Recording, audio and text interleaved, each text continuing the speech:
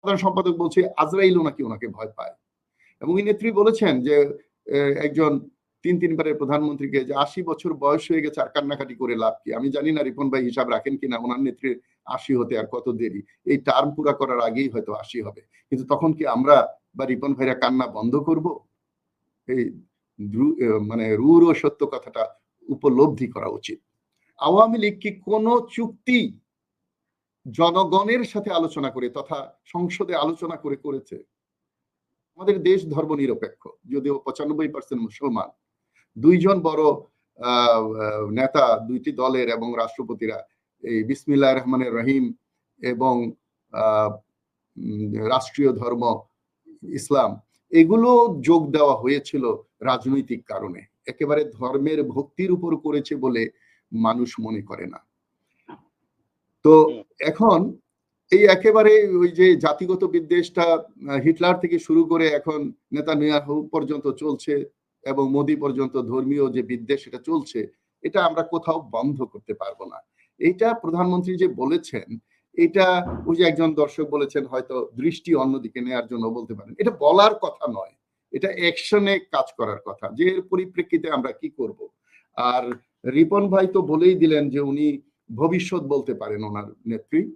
তো ভবিষ্যৎ বলতে পারলে তো এই সবই তো আগে ওনারা জানতেন যে দেশে এই অবস্থা হবে, যে বেনজিরের এত সম্পত্তি হয়ে যাবে, আজিজের এই ঘটনা ঘটবে, তাহলে তো ওনাদের ইন্টেলিজেন্ট আর অন্য কোনো কিছুই লাগে না।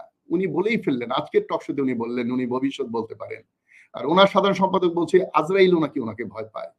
এবং এই নেত্রী বলেছেন যে একজন তিনবারের প্রধানমন্ত্রীকে যে ৮০ বছর বয়স হয়ে গেছে আর কান্নাকাটি করে লাভ কি? আমি জানি না রিপন ভাই হিসাব রাখেন কিনা ওনার নেত্রীর ৮০ হতে আর কত দেরি। এই টার্ম পুরা করার আগেই হয়তো ৮০ হবে। কিন্তু তখন কি আমরা বা রিপন ভাইরা কান্না বন্ধ করব? এই মানে রূঢ় ও সত্য কথাটা উপলব্ধি করা উচিত। আমি এই কথাগুলো কেন বললাম? বাংলাদেশের মানুষ চায় না রেষারেষির রাজনীতি, বাংলাদেশের মানুষ চায় না দোষারোপের রাজনীতি, বাংলাদেশের মানুষ চায় না মারামারি, কাটাকাটি, খুনাখুনি। আমরা যেভাবে মানুষ হত্যা করছি, যেভাবে দুর্ঘটনার জন্য মানুষ মারা যাচ্ছে, আমরা অদূর ভবিষ্যতে স্বাধীনতার যুদ্ধে যে আমরা যাদেরকে হারিয়েছি তাদের সংখ্যার চেয়ে আমরা হয়তো এগিয়ে পড়ব, যে একটা স্বাধীন দেশে আমরা এত হত্যা এবং মৃত্যু দেখেছি।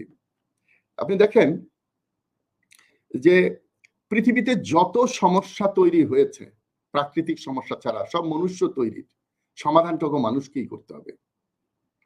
তো আজকে আমরা হিলট্রেক্সের যে সমস্যাটি নিয়ে কথা বললাম, এটা এখানে জনগণের ভূমিকাটা খুব একটা বেশি নাই। আপনি দেখেন শান্তি চুক্তির কথা বলা হয়েছে, রিপন ভাই মোটামুটি একটা অহংকার করেই বললেন শান্তি চুক্তি, এবং শান্তি চুক্তির পরে যে অস্ত্র সংরক্ষণ, এই এটাতে আমি নিজে ছিলাম উপস্থিত, এর বেশ কিছু ছবিও আমার কাছে আছে, যে আমি এগুলো সংগ্রহ করেছিলাম বা আমরা ওখানে বড় বড় সভা করে এগুলো করেছিলাম, এবং সব ভারত থেকে এসে ক্যাম্প ভেঙে এসে আমাদের কাছে জমা দিয়েছে।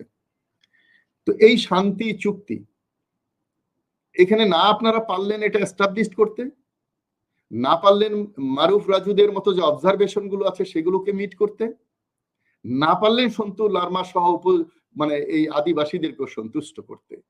সেই চুক্তিটা নিয়ে আপনারা অহংকার করেন। এবং শুধু তাই নয়, রিপন ভাই আপনি রাজনীতি করেন, আওয়ামী লীগ কি কোন চুক্তি জনগণের সাথে আলোচনা করে তথা সংসদে আলোচনা করে করেছে? আওয়ামী লীগের চরিত্রে এটা নাই। আপনারা রাষ্ট্রীয় চুক্তিগুলো করেন আপনাদের মোহর উপরে, আপনাদের ইচ্ছার উপরে, আপনার জনগণের ইচ্ছার প্রতিফলন আপনাদের মধ্যে হয় না। আপনার কথা শুনে আজকেও যেটা মনে হলো যে দেশপ্রেমিক একমাত্র আপনার দলে আছে। আপনি বললেন আমরা শুধু বিরোধিতা করি। আপনি যদি গণতন্ত্র মানেন তাহলে সরকারি দল ছাড়া বাকি সবাই তো বিরোধিতা অর্থাৎ বিরোধী দলের ভূমিকায় থাকবে। আমি তো আপনার লেজুর ভিত্তি করতে পারি না। বিরোধী দলকে, বিরোধী দলের নাম পরিবর্তন করে বিকল্প দল করেন, এটা আমার প্রস্তাব।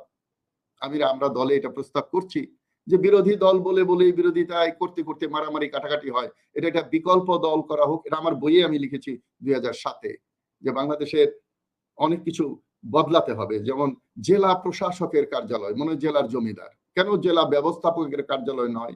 এরকম অনেকগুলো আমি বলেছি। এই যে কথাবার্তা, ভাষার থেকে মানুষের হিংসা বিদ্বেষ এগুলো হয়, এবং পরবর্তীতে এই যে আমরা আজকে যে রাজনৈতিক একটা জগা খিচুড়িতে আছি, এটা রাজনীতি বলবো কিনা এটা আমার ডাউট আছে। আপনি বলেছেন বা আপনার নেত্রীও বলেছেন যে এটা একটা ষড়যন্ত্র, শুধু একটা দেশের একটা অংশ চলে যাচ্ছে এই ষড়যন্ত্র। তবে আপনারা আরো বলেছেন আপনি যে এটা আমি ভেবেছিলাম যে মারুফ উত্তর দেবেন, যে ফখরুল ভাই যখন বললেন এই যে স্যাংশন দেওয়ার আগে বা লু আসার পরে যে উনি মন্তব্য করেছেন, আপনি বললেন যে উনি তখন বুঝতে পেরেছেন বিদেশের সমর্থন নিয়ে তিনি করতে পারবেন না বলে এরকম একটা আক্ষেপ তৈরি হয়েছে বা হতে পারে। শোনেন, পৃথিবীতে একা কোনো দেশ আর চলার কোনো সুযোগ নাই, নট ইভেন ইসরায়েল। হ্যাঁ, আপনি লিখিতে পারেন পৃথিবীতে একা একা পথ চলার সুযোগ শেষ হয়ে গেছে দ্বিতীয় মহাযুদ্ধের পর থেকে। শুধু তাই নয়, বাংলাদেশের রাজনীতিতে দেখেন একা রাজনীতি করাও শেষ হয়ে গেছে। জোটের রাজনীতি এসে এখন জোটের বাইরে যারা, তাদেরকে আর গোনায় ধরা হয় না। তাহলে একটা দেশ একা চলতে পারে না কখনো কোনো দেশ। আজকে আমেরিকার কথা আপনারা খুব উৎফুল্ল হয়ে যান, বলেন যে দিনে আমাদের সাথে খাতির, রাতে স্যাংশন দেয়। এই আমেরিকায় কিন্তু আবার আমাদের ৭১-এ বিরোধিতা করেছিল আমেরিকার সরকার, জনগণ নয়। তো এটা রাজনৈতিক কারণে, বহির বিশ্বের রাজনীতির কারণে এটা চেঞ্জ হয়, এটা স্থায়ী কেউ না। আজকে আপনারা যাদেরকে বন্ধু মনে করছেন, কালকে তারা বন্ধু নাও থাকতে পারে, আর আজকে যাদেরকে বন্ধু ভাবছেন না, কালকে বন্ধু আসতে পারে। তাহলে ফখরুল সাহেব যদি বন্ধু পরিবর্তন করেন বা কোনো বিদেশিকে নির্ভর না করেন, সেটা আপনার খুশি হওয়ার কথা। আমরা কংগ্রেচুলেট করা উচিত যে হ্যাঁ ঠিক আছে, উনি নিজের পায়ে দাঁড়াচ্ছেন। এই রাজনীতিটা বাংলাদেশে নাই। অথচ আপনারা অন্য দেশকে স্বামী স্ত্রী বানান, অন্য দেশকে রক্তের সম্পর্ক বানান। তারা আপনাদের বর্ডারে গুলি করে, বিজয় দিবসে, স্বাধীনতা দিবসে, ঈদের দিন গুলি করে মানুষ মারে, আপনারা তা বলেন না। বর্ডার যেন মনে হয় শুধু মায়ানমার, ওদের নাম আপনারা নেন নাই বর্ডারে কোনো সমস্যা হলে। এই যে এক চোখা মানুষ দিয়ে কি দেশপ্রেম হয়? তাহলে আপনাদের দলের কথা শুনলে মনে হয় কোনো সব মুক্তিযোদ্ধা বোধহয় আপনাদের দলে, সব দেশপ্রেমিক বোধহয় আপনাদের দলে, আর আমরা সবাই খালি আপনাদের বিরোধিতা করি। এই বিরোধিতা করার কথা যেটা আপনি বলেন, সেটা আমাদের ভূমিকা, সেটা আমাদের দায়িত্ব। এখানেই বলা হয় যে আপনারা গণতন্ত্র মানেন না, এটা স্বৈরাচারিত্ব, স্বৈরাচারের কথা। সাইকেল যেমন ২ চাকা ছাড়া চলে না, চলে ক্লাউনের মতো সার্কাসে কিছু ক্লাউন হয়তো কিছুক্ষণের জন্য চালাতে পারে, সবসময়ের জন্য সাধারণ কাজে সেটা ব্যবহার করা যায় না। আপনারা তো ক্ষণিক সময়ের জন্য করতে পারেন। কিন্তু আরেকটা জিনিস মারুফ কিছু বলেছেন যে আপনাদের দলে এমন কথা বলেন যে না আপনারা একেবারে দুধের ধোয়া, অথচ বিচার আচারের সময় আপনারা বেছে বেছে বিচার করেন। আপনারা এই যে কিবরিয়া হত্যার কথা আপনি বললেন, আমি কিবরিয়ার সন্তানের সাথে একটু সংক্ষিপ্ত হ্যাঁ করছি। কিবরিয়া হত্যা আপনারা এর বিচারটা সঠিকভাবে করেন নাই।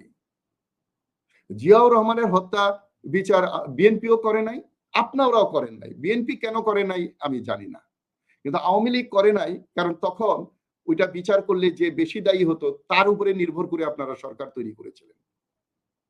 আরেকজন রাষ্ট্রপতি, তাকে বিশেষ দূত বানিয়ে রেখেছিলেন।